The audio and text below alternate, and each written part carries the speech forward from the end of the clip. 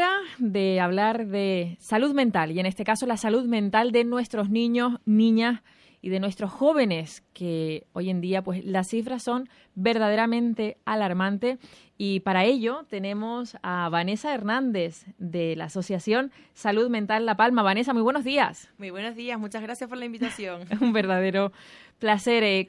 Vamos a hablar salud mental en jóvenes y en la infancia. ¿Por dónde empezamos? Mira, pues nosotros tenemos un trabajo muy variado, trabajamos con todas edades de población, pero en concreto con los niños y niñas y jóvenes tenemos en marcha un proyecto que es el proyecto César.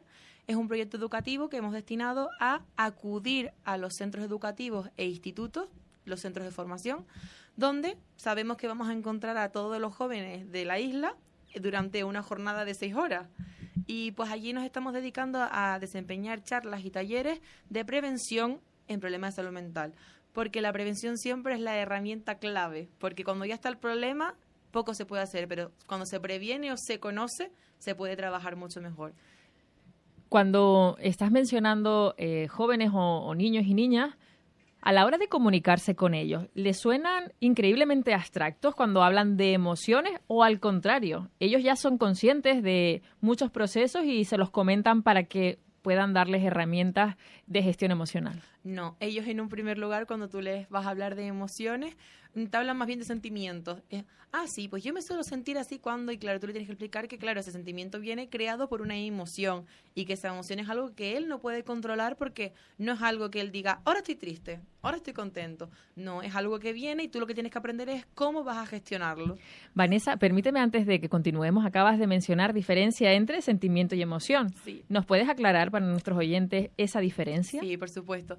Mira, la emoción es algo neurológico. Nosotros tenemos, el cerebro se divide en varias partes y desde la amígdala es donde se emiten las emociones. Y las emociones se estructuran. Hay un círculo que las estructura y tenemos las 6 emociones principales, que hay una película de Disney que las refleja muy bien. ¿Cuál es? Del revés. Vale, por si también hay algún oyente que quiere ver la peli. Las refleja muy bien y bueno, desde a partir de ahí ya salen otras emociones, que es ahí cuando empezamos a hablar de sentimientos. Por ejemplo, de la emoción de la alegría sale el sentimiento de estar enamorado. Yo siento que estoy enamorado. ¿Y de qué emoción viene? De la alegría. Okay. Porque cuando estoy enamorado lo que me hace sentir es eso. ¿Nombraste 6 emociones? Sí. ¿Cuáles? Pues las emociones son la alegría, la tristeza, la ira, el asco, el miedo y la sorpresa. Vale, pues ahora teniendo esa anotación y esa aclaración, vamos a continuar de cómo los niños o niñas y adolescentes empiezan a identificar o te comentan de manera abstracta, oye, yo me siento así, y empiezan a darles las herramientas que necesitan de gestión emocional. Efectivamente. Nosotros siempre iniciamos así, haciendo esa aclaración de lo que es una emoción, Ajá. lo que es un sentimiento, y trabajamos mucho con la estructura cerebral, también un poquito queriendo entrar al centro, viendo que vamos a ayudarles con el trabajo curricular, ¿no? Pues un poquito metiéndonos en las asignaturas. Y pues eso, les explicamos un poquito cómo es el funcionamiento del cerebro, de dónde vienen las emociones, que ellos se ubiquen. Porque claro, también está mucho ese bulo de que las emociones vienen del corazón. El corazón es un músculo cárdico que se dedica a bombear sangre y ya está. Las emociones vienen del cerebro. Y cuando ellos tienen eso claro, esto los ves que se sorprenden, ya es cuando empiezan. Pero entonces cuando yo digo que me gusta mi amiga, ¿qué significa?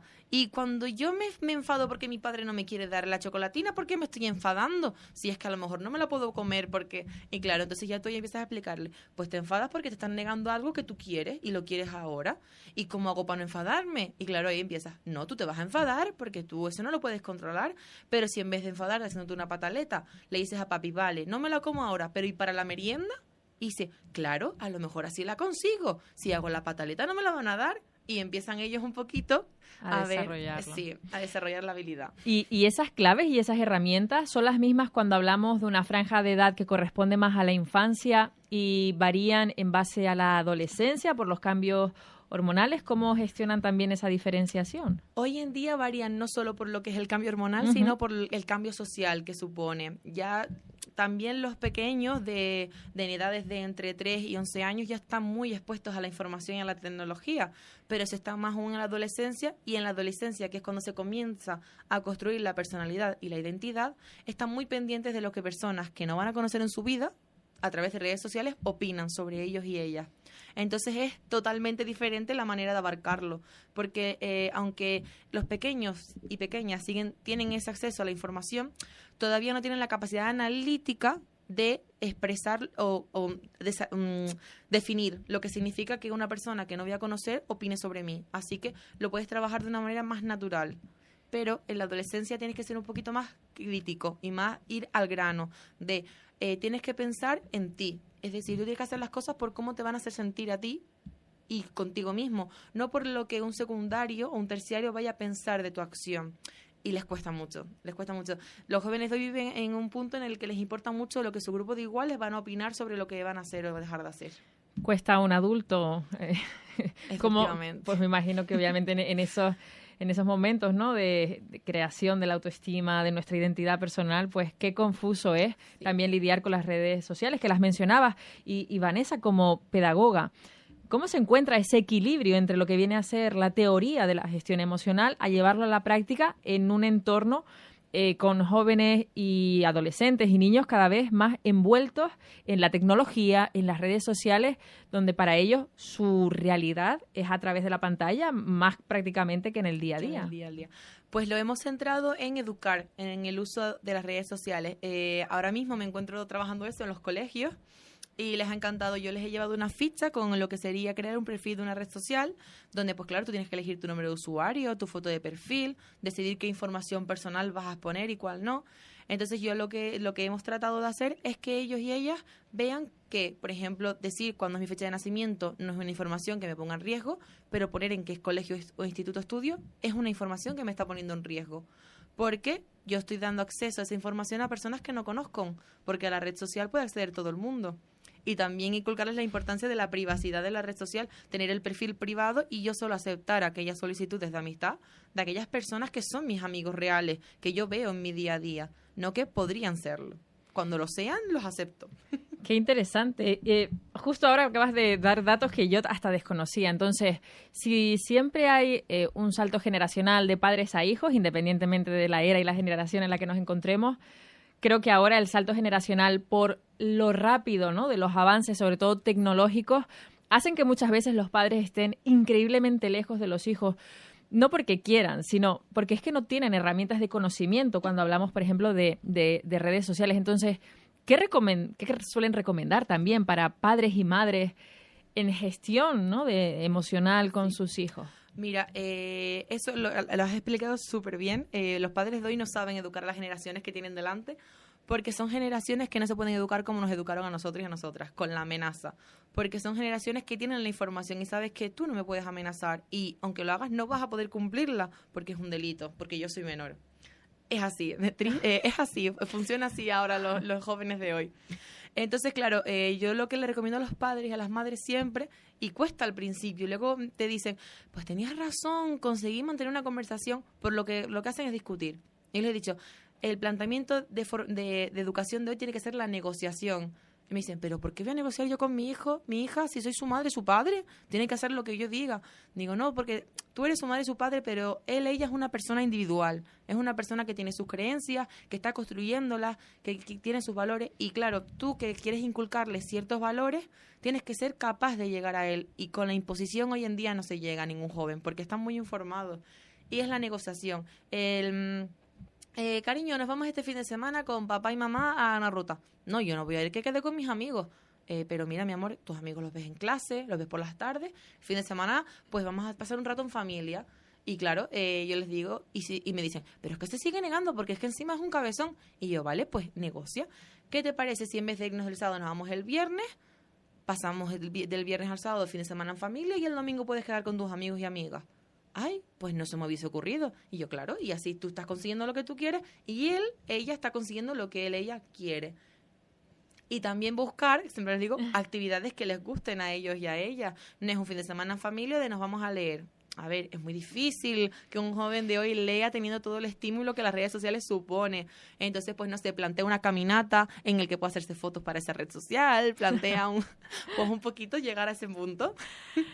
Vanessa, siempre se dice que los jóvenes, los niños de hoy son los adultos del mañana y de ahí la importancia, ¿no?, de ir dejando también esa huella y esa semilla en las siguientes generaciones.